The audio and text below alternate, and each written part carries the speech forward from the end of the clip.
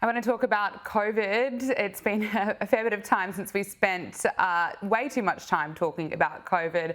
But today, FBI Deputy Director Dan Bongino has announced that there is an active investigation into the origins of COVID. He wrote on X, "As we read and process reports of a new COVID strain emerging, I want you to know that we are actively investigating in multiple field offices the cover-up of the origin of the COVID virus, along with associated matters requiring our attention. You deserve the answers." Now, it's interesting because at the moment, the White House has on its official website that it was a lab leak, but there are still so many questions left unanswered around the origins of COVID and, of course, the cover-up.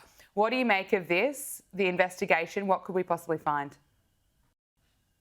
Well, look, I know we've been looking for the origins of COVID all the way back in 2019 and 2020 when it first came to the United States. So it's good that we're looking.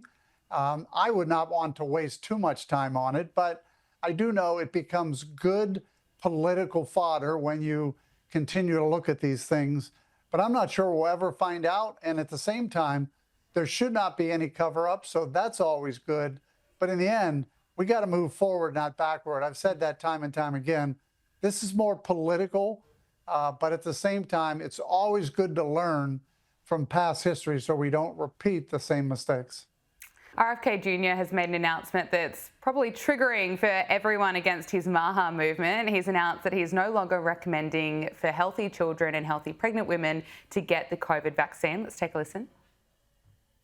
I couldn't be more pleased to announce that as of today, the COVID vaccine for healthy children and healthy pregnant women has been removed from the CDC recommended immunization schedule. Last year, the Biden administration urged healthy children to get yet another COVID shot despite the lack of any clinical data to support the repeat booster strategy in children. That ends today. It's common sense and it's good science. There's no evidence healthy kids need it today, and most countries have stopped recommending it for children. We're now one step closer to realizing President Trump's promise to make America healthy again. Look, in my opinion, it seems like it's common sense at this point. We know the impact of COVID has significantly dropped, partly due to widespread immunity from either prior infections or vaccinations. And we know that vaccines are primarily designed to reduce severe outcomes and the risk of severe illness in healthy children. Well, that risk is low. Around 4% of hospitalizations from COVID involve children, mostly with underlying conditions. But of course, the mainstream media always freak out when RFK Jr. is in the headlines in the same way they freak out about Donald Trump and Elon Musk. This is how CBS covered the announcement.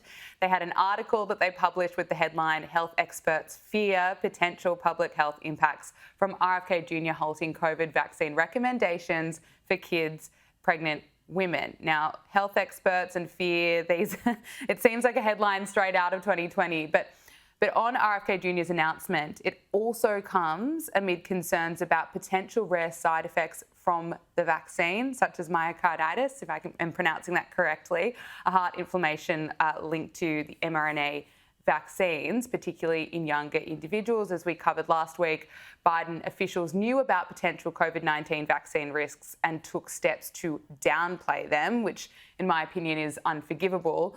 But what's your assessment of this announcement and the Maha movement more broadly? Is it really achieving what it set out to?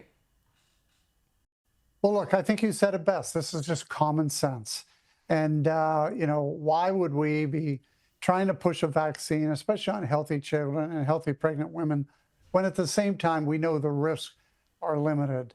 I'm also a big believer in it's their choice anyway. I mean, if a healthy parent wants their healthy children to have the COVID vaccine, so be it. Those are the rights, the individual rights. But I don't think the government should be mandating any of these things, nor should they be recommending it and pushing it like the Biden administration did. Former US Congressman Jim Renacci, thank you so much for joining us on Power Hour. Great to speak with you. Thank you. Thank you for having me.